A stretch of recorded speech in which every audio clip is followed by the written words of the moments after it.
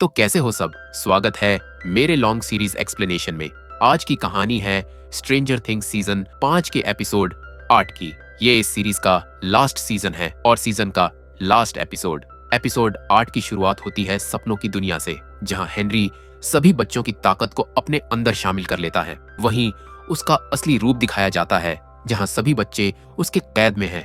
अपने hive mind के जरिए हेनरी अपनी पूरी ताकत लगा देता है। इसका असर ये होता है कि काली दुनिया उल्टी दुनिया के करीब आने लगती है। दूसरी तरफ उल्टी दुनिया में हॉपर, 11 और उसकी बहन पुराने लैब में जाते हैं, जहां टब में ध्यान लगाकर 11 और उसकी बहन वेगना से लड़ेंगे। हॉपर उनकी रक्षा करेगा। बाकी बचे सभी लोग उस रेडियो टावर के पास पहुंचते हैं और सब मिलकर उस टावर पर चढ़ने लगते हैं। वहीं 11 के टब में घुसकर ध्यान लगाते ही वह मैक्स और उसकी बहन काली दोनों को अपने सपने में खींच लेती है। दूसरी तरफ सभी लोग हथियार लेकर टावर पर चढ़ जाते हैं। ऊपर पहुंचते ही उनकी हवाई गुम हो जाती है, क्योंकि ऑलरेडी काली दुनिया काफी नीचे आ चुकी होती है। नीचे एग्जॉटिक मैटर के पास टाइम बम लगा रहा खबरी भी डर जाता है। क्यों ना डरे, एक पूरा ग्रह उनके ऊपर गिरने वाला था। वहीं 11 मैक्स के साथ हेनरी के सपने में घुसती है ताकि उसे रोक सके, क्योंकि वह अपने सपने में ही रिचुअल कर रहा होता है। मैक्स को उसके घर का रास्ता ढूंढने में काफी समय लगने लगता है, जिसकी वजह से काली दुनिया और नीचे आ जाती है। इनकी किस्मत ऐसी कि वो टावर के ऊपर के नुकीले हिस्से से टकरा जाती है। इससे पहले कि वो काली दुनिया में चढ़ पाते, टावर गिरने की कगार पर पहुंच जाता है। दुनिया को नीचे आने से रोकना जरूरी हो जाता है। ऊपर का टावर टूटकर गिरने लगता है, लेकिन बिल्कुल ऐन वक्त पर 11 हेनरी के घर पर पहुंच जाती है और उसे उठाकर दूर फेंक देती है। ऐसा करते ही काली दुनिया का नजदीक आना रुक जाता है और टावर पर चढ़े सभी लोग बाल बाल बच जाते हैं। टावर के पास ही एक क्रैक होता है, जिसके अंदर से होते हुए नैन्सी सबसे पहले काली दुनिया में पहुंचती है। ये एक अलग ही ग्रह होता है, एक दूसरे डायमेंशन में, प्रैक्टिकली पृथ्वी से अरबों खरबों लाइट ईयर्स दूर। एक एक करके सभी वेगना के ग्रह पर आ जाते हैं। दूसरी तरफ सपनों की दुनिया में हेनरी गुस्से में आकर 11 को पकड़ लेता है और बच्चों के बारे में पूछता है। काली अपने जादू से सभी बच्चों को वहीं छुपाकर सब दिखाती है, ताकि वो यकीन कर ले कि हेनरी ही वो शैतान वेगना है। हेनरी तुरंत सब समझ जाता है, लेकिन तब तक मैक्स सभी बच्चों को लेकर जंगल में भाग जाती है। उनके पीछे 11 और उसकी बहन भी जंगल में पहुंच जाते हैं। उन्हें हैरानी होती है कि वेगना उनके पीछे नहीं आया।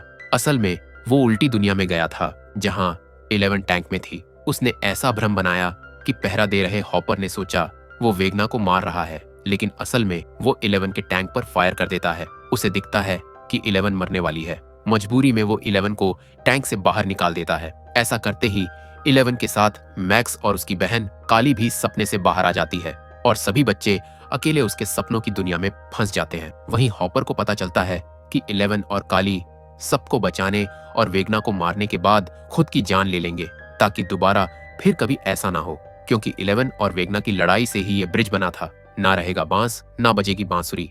हॉपर के मना करने पर वो फिलहाल मान जाती है। वहीं सपने में वेगना वापस आता है और बच्चों को गुफा तक दौड़ाता है। सबको लगता है कि हमेशा की तरह हेनरी अपने डर की वजह से गुफा के अंदर नहीं आएगा, लेकिन वो घुस आता है। होली तुरंत सभी बच्चों को गुफा से आगे लेकर भागती है। दूसरी तरफ उल्टी दुनिया की उसी लैब पर मिलिट्री आ जाती है। 11 और हॉपर पर सोनिक वेपन से हमला करती है, जिसकी वजह से काली और 11 दोनों दर्द में होती है। वो काली को मारने ही वाले होते हैं, लेकिन तभी खबरी सही समय पर एक नेड सोनिक वेपन पर मारता है, जिसकी वजह से 11 फिर से ठीक हो जाती है और सभी मिलिट्री के लोगों को मार देती है। लेकिन उस दौरान काली को गोली लग चुकी थी और वो मर जाती है। दूसरी तरफ हेनरी बच्चों का पीछा करते हुए उसी पुरानी गुफा में घुस आता है, जहां से सब शुरू हुआ था। असल में सालों पहले जब हेनरी बच्चा हुआ करता था, तब वो इस गुफा में आया था। एक अनजान आदमी को मारकर उसने एक केश छीन लिया था। उसी केश में उसे एक रहस्यमयी एक्सोटिक मैटर जैसा कुछ मिला था, जो जिंदा भी था।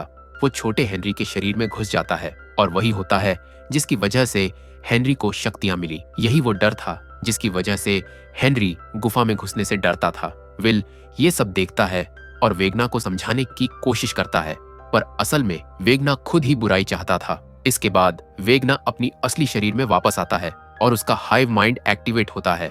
असल में हाइव माइंड कुछ और नहीं, एक बड़ा सा खतरनाक जीव होता है। वह सबके सामने आते ही उन पर हमला कर देता है। इसी जीव को वेगना असली दुनिया में लाना चाहता था। ये जानवर उन्हें मारने ही वाला होता है कि अचानक मुड़कर दूसरी तरफ जाने लगता है, 11 की तरफ। वो अपनी शक्तियों से उड़कर ऊपर की दुनिया में आ गई थी। वो एक जोरदार छलांग लगाती है और उसके पेट में घुस जाती है क्योंकि हाइव माइंड वहीं था। वेगना और बच्चे सब वहीं थे।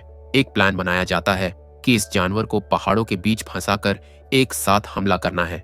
इसके लिए नैन्सी खुद को बलि का बकरा बनाती है। इस दौरान 11 और वेगना दोनों हाइव माइंड में एक दूसरे से लड़ रहे होते हैं। बड़ा जानवर नैन्सी के पीछे भागता है जैसे ही वह फायर करती है, जिसका फायदा उठाकर वह उसे चट्टान के गलियारे में फंसा देती है। इसके बाद सब एक साथ हमला करते हैं। जानवर के घायल होते ही वेगना कमजोर हो जाता है। 11 तुरंत उसे जकड़ लेती है और नुकीले दांत उसके पार करने की कोशिश करती है।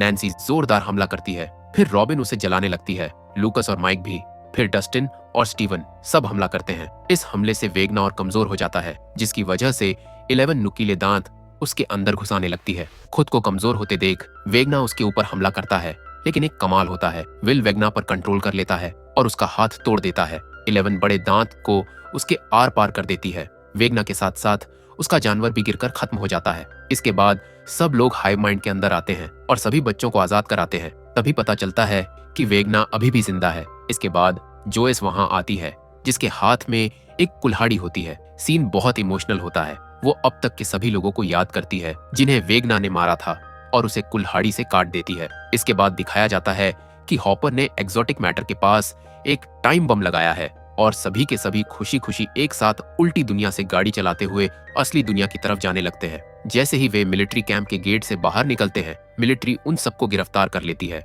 वे 11 को पागलों की तरह ढूंढते हैं। अगर 11 मिल जाती तो वे फिर से उसके जरिए ये पूरा प्रोग्राम शुरू कर सकते थे, क्योंकि उसके खून में वेगना की शक्ति थी। अब वेगना तो नहीं, लेकिन कुछ और बना सकते थे।